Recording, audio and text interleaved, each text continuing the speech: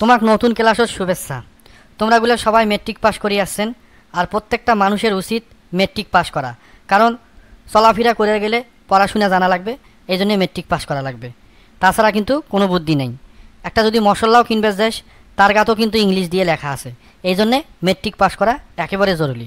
তো যাই হোক, মুই অত দূর যাবার নাও।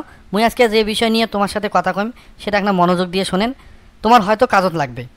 কথাটা কওয়া এক হিসেবে ঠিক হইবে, ফিরে এক হিসেবে ঠিক হবার নাই। জেনারেল লাইনে বিএ ডিগ্রি আইএ পাস করি কোনো লাভ হবার নাই, কারণ ওই যে দারোয়ান পোস্টে চাকরি যায় করবে, ওটে কোনা ওই আইএ পাস করিয়াও দরখাস্ত করে, ওই দেখবেন যে বিএ পাস করিয়াও দরখাস্ত করে চল, ডিগ্রি পাস করিয়াও দরখাস্ত করে চল, এমনকি মাস্টার্স কমপ্লিট করছে দরখাস্ত করে চল। তা দেখো শিক্ষার মানটা কতদূর নামি গেছে। এই জন্যে মুই তোমাকে কছুন যে তোমরাগুলো আজকে এই ক্লাসত আসেন, তোরা মনোযোগ দিয়ে আমার কথাগুলো শুনবেন। কিন্তু মুই এলায় তোমাকে কছুন যে কারিগরি শিক্ষা নাও, মানে যে কোনো একটা কাম ভালো করে শেখো। আন্দাজে একপালা বই পড়ার কোনো দরকার নাই।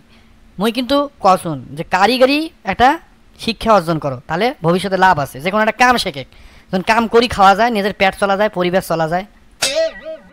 এই যে তোমরা এতে কোনা যারা যারা উপস্থিত আছেন ছাত্রছাত্রী, তোমারগুলোর বাপে যদি 1-1.5 লাখ 2 লাখ বা 3 লাখ টাকা থাকে, তাহলে তোমরা কি করবেন?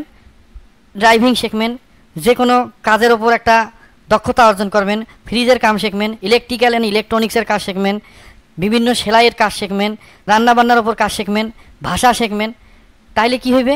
যখন এইটা জিনিস তোরা একেবারে 365 দিন মানে 1 বছরে যখন রপ্ত করবেন, তখন কিন্তু ওই বিষয়টার উপর তোমার কিন্তু একটা দক্ষতা অর্জন হইবে। তখন কি করবেন? কোনো কথা নাই, বাপেরটে 2-4-5 লাখ টাকা নিয়ে ভালো একটা মাধ্যমের দিয়ে বা সরকারি কোষাধ্যক্ষের মাধ্যমে তোরা কি করবেন? বিদেশত চলে যাবেন। তাহলে কি হবে? ওটা যা ভালো কিছু একটা করে পাইবেন।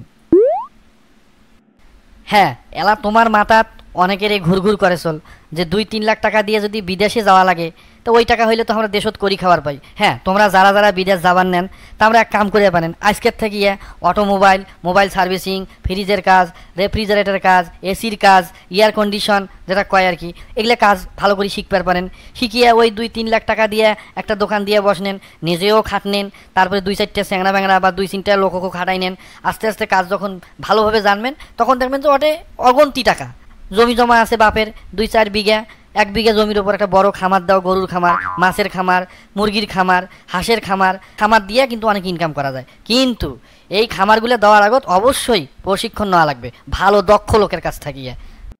হ্যাঁ, এখন তোমরা যদি মনে করেন যে না মুই এগুলা কিছুই করবেন নাও, মুই ভালো করে লেখাপড়া করিম, তাইলে মোর পরামর্শ হল তোমার কাছে যে স্মার্ট মোবাইলটা আছে, ওই মোবাইলটা আজকের থাকিয়ে একেবারে বাথরুমত ফেলে দিয়ে আইসো, দিয়ে 3-4 হাজার টাকা দিয়ে সুন্দর দেখি এখন পড়ার টেবিল কিনে নিয়ে আইসো, বই পুস্তক যান আগে শোক কেন কিনিয়ে কমরত গামছা বান্ধিয়ে একেবারে শোক চিন্তাভাবনা বাদ দিয়ে মনোযোগ দিয়ে ঈশ্বরচন্দ্র বিদ্যাসাগরের মতন মনোযোগ দিয়ে পড়ো।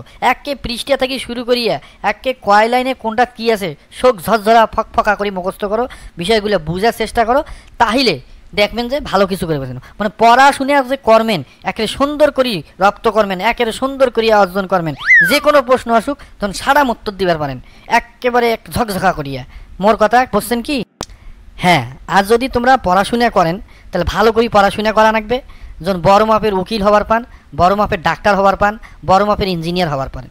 ডিপ্লোমা পাস করি কোনো লাভ নাই, কারণ এরকম ডিপ্লোমা পাসের মেলা মুই ইঞ্জিনিয়ার দেখছো ঘুরি বেড়ায় আসল, এবার কোনো কাম বা কোনো চাকরি বাকরি কিচ্ছু হাসল না। তবে হ্যাঁ, যে কামটা শিখবেন ওই কামটার ওপর কিন্তু এখন কি লাগবে? কাগজ লাগবে বা সার্টিফিকেট লাগবে। এই জন্য ফির কিন্তু ডিপ্লোমা পড়া লাগবে।